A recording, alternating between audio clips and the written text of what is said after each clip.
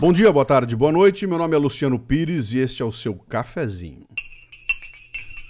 Olha, hoje em vez de cafezinho vai ser um baita de um cafezão, mas o momento exige, então vamos ali. É o maior texto que eu já escrevi aqui.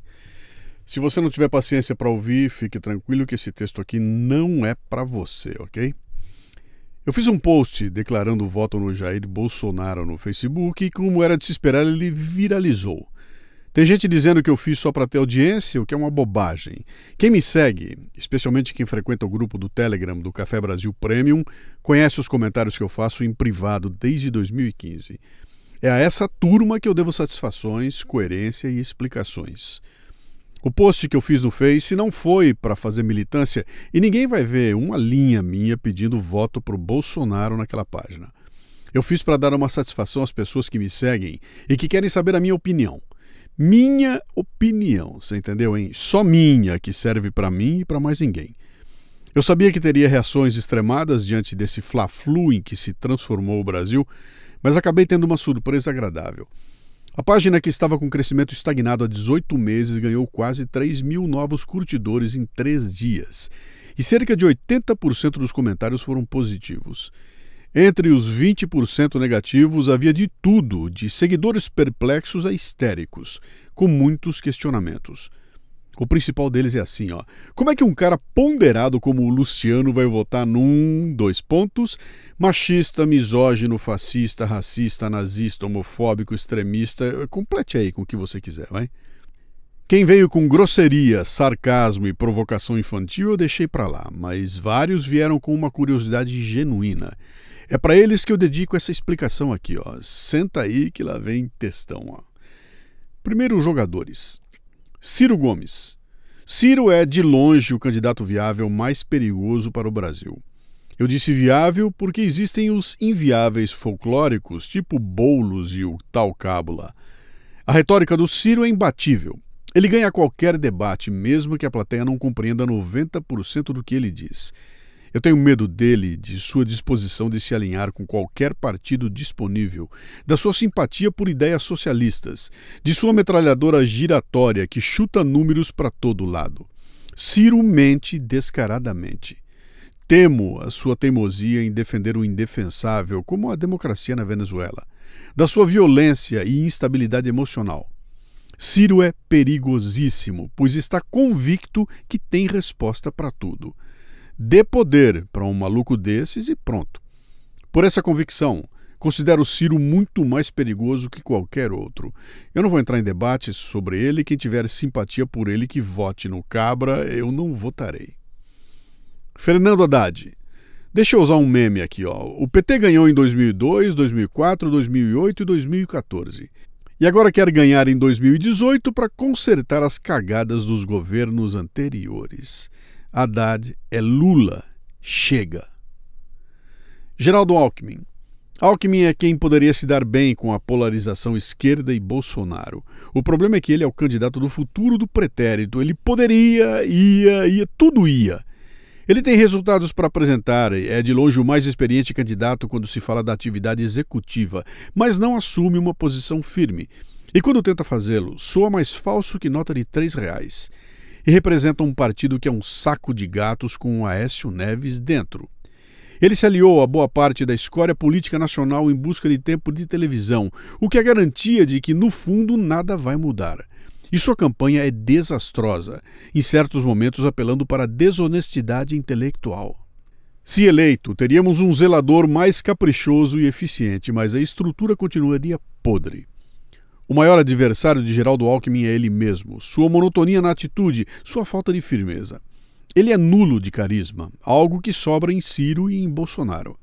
Conheço pessoas que o conhecem na intimidade e que garantem que é um sujeito honesto e confiável, mas isso não ganha eleição.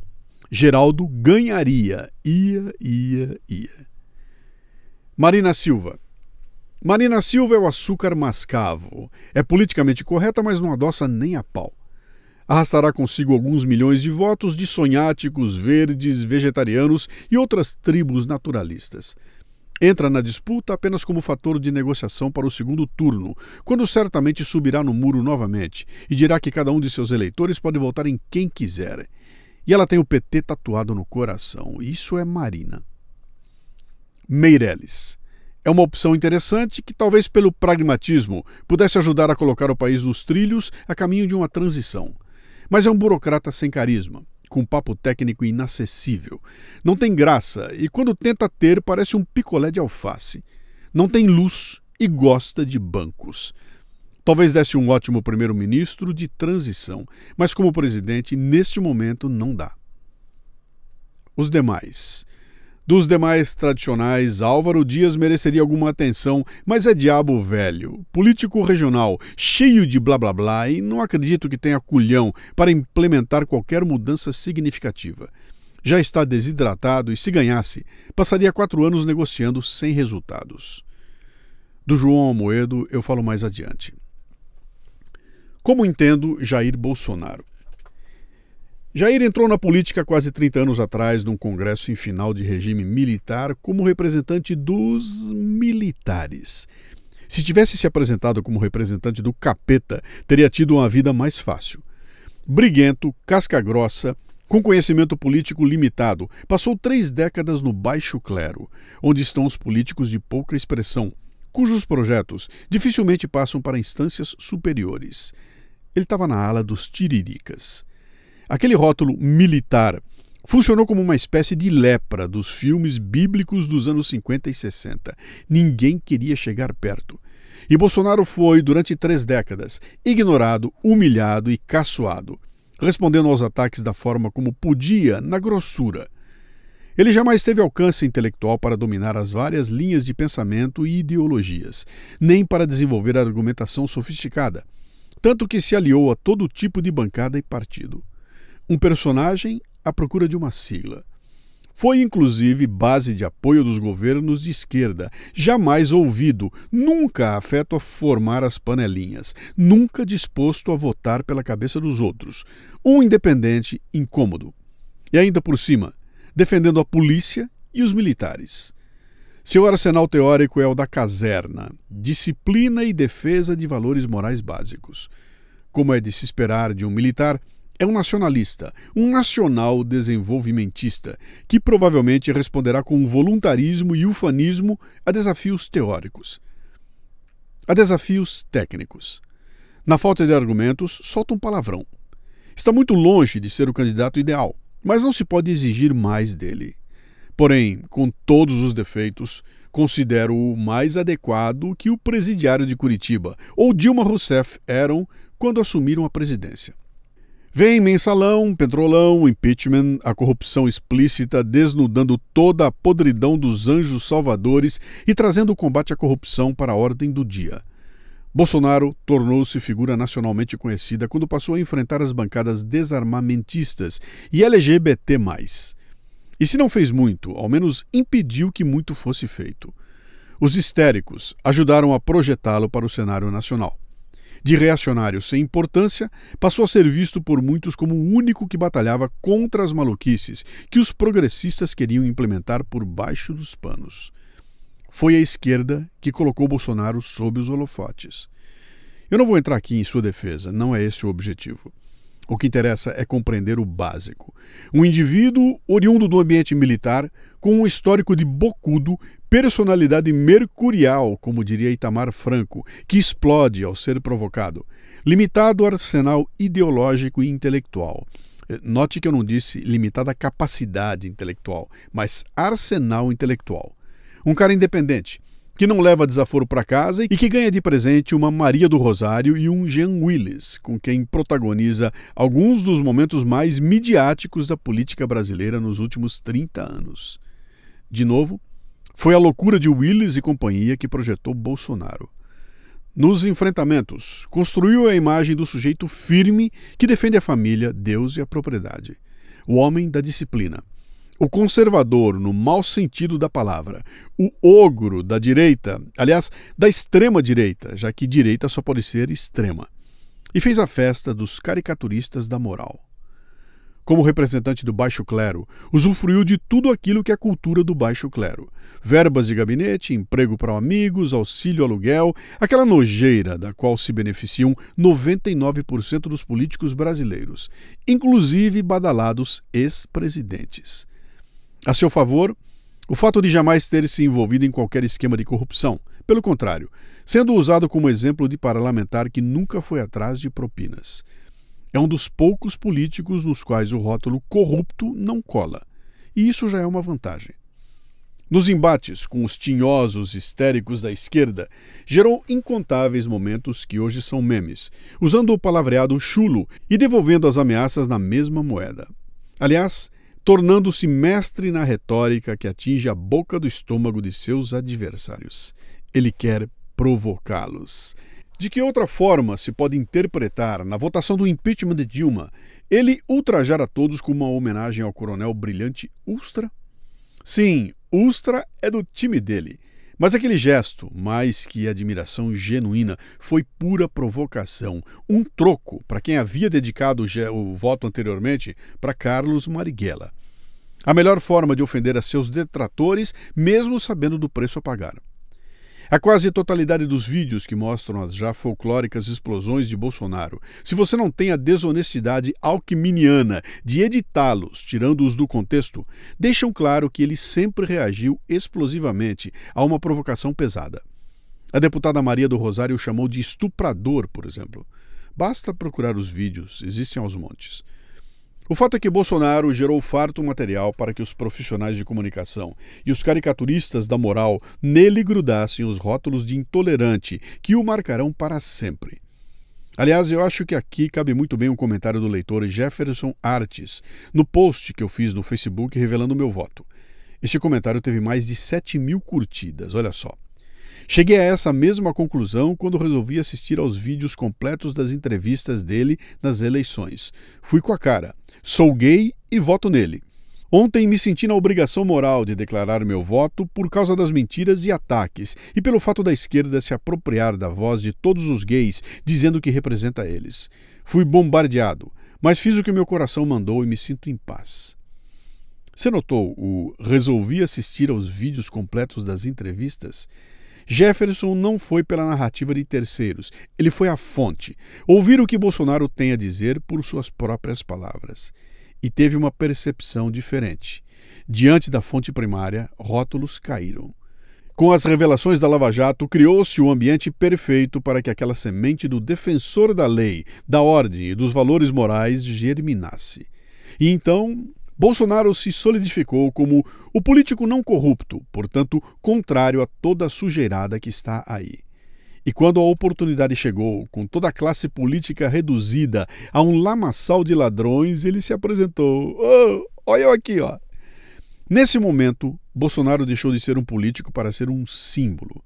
E assim se tornou exatamente igual àquele presidiário de Curitiba, na representação de um ideal de Salvador. O cara que vai brecar a loucura dos que nos trouxeram para o buraco. Para sua sorte, levantou contra si toda uma elite da imprensa e das artes, também histérica e intelectualmente desonesta, que ajudou a transformá-lo em vítima. Ninguém apanhou e apanha tanto quanto Bolsonaro. Moral, intelectual e até fisicamente. Isso não passou despercebido ao povo. Pô, meu, aquele sujeito que fala as coisas que a gente entende, que defende as bandeiras que nós defendemos, que quer colocar ordem e disciplina nesta zona, sendo atacado por um bando de bacanas e de políticos corruptos, tem alguma coisa errada aí. Deixa eu ouvir melhor o que ele tem a dizer. Como o presidiário de Curitiba, o símbolo Bolsonaro ganhou uma armadura de teflon, na qual nada gruda. Podem bater à vontade. Insignificante, irrelevante, burro, ignorante, machista, nazista, fascista, misógino, desonesto, escolha o rótulo aí, cara, não cola. Isso é Bolsonaro, nada além disso, um ogro tornado maior, mais feio e mais perigoso, muito mais pelas narrativas que por suas ações práticas. E pronto para batalhar não pelos votos racionais, mas pela emoção das pessoas. Minha opção de voto. Em 2014, fomos obrigados a escolher entre Aécio e Dilma, o que já apontava a miséria política em que estávamos mergulhados. E muita gente decidiu reagir, criando alternativas. Uma delas foi o Partido Novo, que passei a acompanhar com interesse. E não foi difícil tomar a decisão. Em 2018, no primeiro turno, eu votaria em João Amoedo. Um voto pela renovação numa chapa quase 100% novo.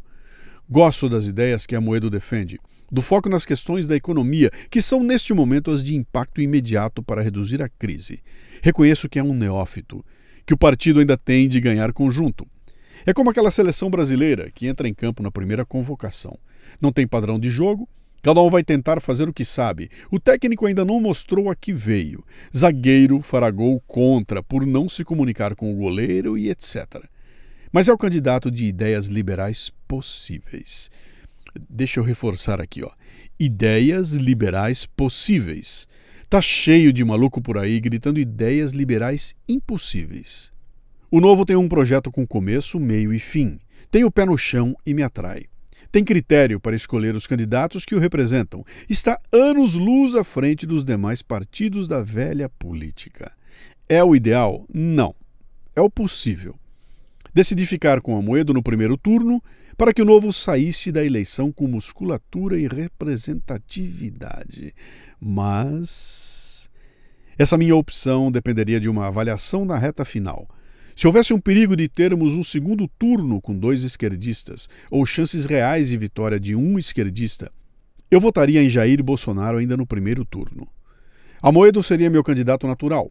Eu votaria nele em qualquer outra oportunidade, mas o Brasil precisa neste momento de muito mais que as receitas liberais para a economia, que o racionalismo de um administrador, que a visão de um planejador.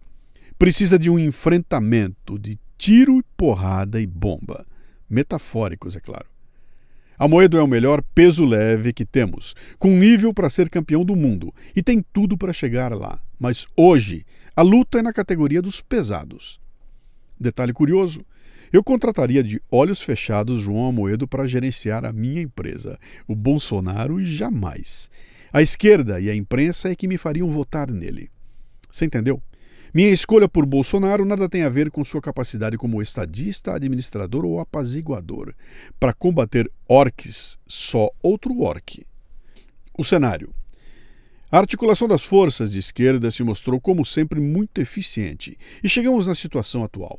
Haddad, um boneco de ventríloco, tem chances reais de chegar ao segundo turno, com a voz do seu puppet master, preso em Curitiba. Em chegando lá, todas as forças da esquerda, com Ciro, Alckmin, Marina, Boulos, se unirão naquela obediência gramsciana e formarão um rolo compressor que tem reais possibilidades de levar à presidência. E nem estou levantando a possibilidade de fraude eleitoral. O Brasil não merece mais 4 anos dirigido pelos mesmos de sempre, agora com ódio. Aliás, sendo dirigido de dentro da cadeia, como uma organização criminosa. Avaliei as pesquisas existentes e outras que medem os climas, e embora tenha a convicção de que Jair Bolsonaro tem muito mais intenções de votos do que aquilo que é mostrado na mídia, lembrem-se do Trump, concluí que preciso votar para que a eleição seja definida em primeiro turno. E Bolsonaro é o ogro que tem condições de quebrar a hegemonia petista e esquerdista, lutando na mesma categoria. Os outros representam a continuidade ou a acomodação e jamais o rompimento. Tentei de todas as formas fazer um leadercast com Jair Bolsonaro, como eu fiz com Amoedo. Olhar o bicho nos olhos, naquele esquema de intimidade com que faço os bate-papos, teria sido fundamental para confirmar impressões e revelar o que não se vê de longe, mas eu não consegui. Cheguei até a sua assessoria de várias formas, sem sucesso.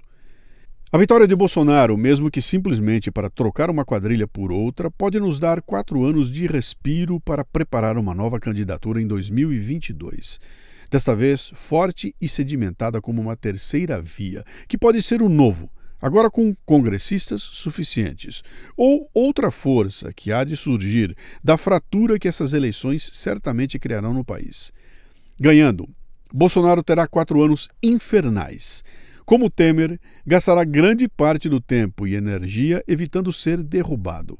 E terá debaixo de seu próprio teto milhares de militantes prontos para puxar o seu tapete.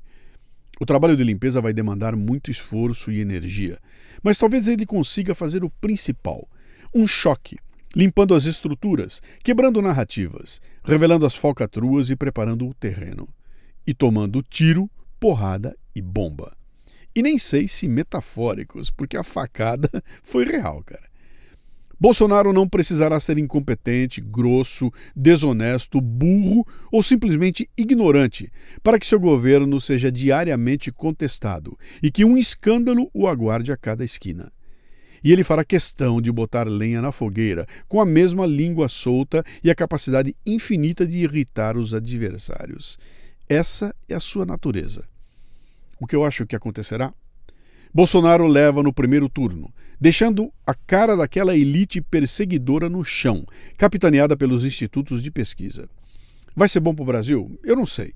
Mas só o fato de sua campanha ter ajudado a revelar como funciona o mecanismo da imprensa, as artimanhas da esquerda, do centrão e até mesmo da direita carnívora, os processos dos marqueteiros para enganar e torcer a verdade, além de explicitar o funcionamento das fake news, já terá servido para amadurecer politicamente toda uma geração. Estamos saindo politicamente mais maduros do processo eleitoral deste ano, inclusive para um novo impeachment, se formos traídos. Não acredito em golpe militar ou coisa parecida, o brasileiro não tem culhão para tanto. O que eu acredito é na quebra da estrutura que foi solidificada nos últimos 30 anos e que descambou em soberba. Quero usar Bolsonaro como um anteparo entre a esquerda e um candidato verdadeiramente liberal em 2022. A esperança. Minha esperança é de que, consciente de suas limitações, Jair Bolsonaro cerque-se de gente competente. Pô, Luciano, mas esperança? Que ingenuidade! Pois é. A chegada de Paulo Guedes pesou demais na minha decisão, assim como o general Mourão e outros nomes aventados. Espero que Bolsonaro mostre que é real sua disposição de ouvir quem sabe mais e aprender.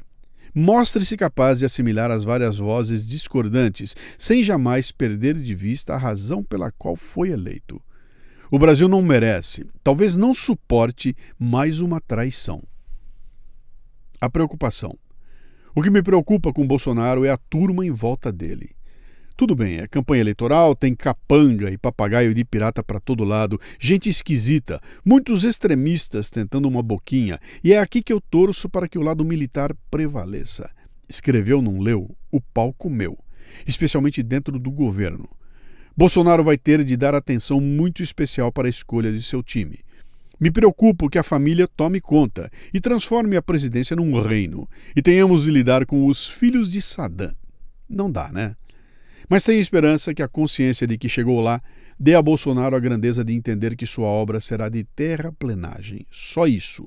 Arrancar toco, aplainar o terreno, matar ervas daninhas, reforçar as barreiras de contenção e começar algumas fundações. Só a partir de 2022 poderemos pensar em construir uma casa nova. Muito bem, foi assim que eu cheguei no meu voto. Meu candidato, se não surgir um nome mais adequado, é o Amoedo para 2022. E esse meu processo não levou só o tempo para escrever esse textão aqui não, cara.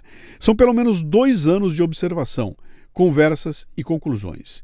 Não sei se estou certo, não fui pela emoção, não estou entrando na modinha, mas jogando com as variáveis, com o possível e tirando minhas conclusões. Meu voto é estratégico, para aquilo que o momento exige. Se eu estiver errado, se Bolsonaro não ganhar, se o pior acontecer, a vida continua. Voltei de pagar minhas contas igual e continuarei tomando meu chopinho com meus amigos petistas, alquimistas, ciristas, marineiros ou seja lá em quem eles votem. Você que está me ouvindo aí, que é de esquerda, está espumando, bote uma coisa na cabeça. Foi a sua turma que me fez votar no Bolsonaro. E você que está louco para comentar esse texto aqui com um e se, bom, e se por e se, cara, eu sou mais o meu. E, para não perder a tradição, que Deus nos ajude. Receba este podcast por WhatsApp acessando bit.ly/assinecafezinho. Esse Li é L-Y. Este cafezinho chega a você com o apoio do cafebrasilpremium.com.br. Conteúdo extra forte para seu crescimento profissional.